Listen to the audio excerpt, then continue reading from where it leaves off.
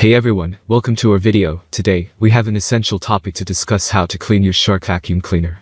Regular maintenance is vital for keeping your vacuum in optimal condition and ensuring it performs at its best. So, let's jump right into our step-by-step guide on cleaning your Shark vacuum cleaner. Please check the description link, I will provide details information.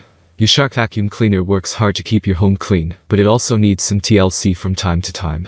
In this video, we'll walk you through the process of cleaning different components of your Shark vacuum, including the brush roll, filters, and dust canister.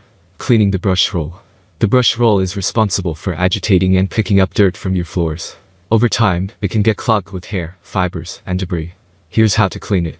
First, locate the brush roll on your Shark vacuum cleaner. Use a pair of scissors or seam ripper to carefully cut away any tangled hair fibers. Then, using a clean cloth or brush, wipe down the brush roll to remove any remaining dirt.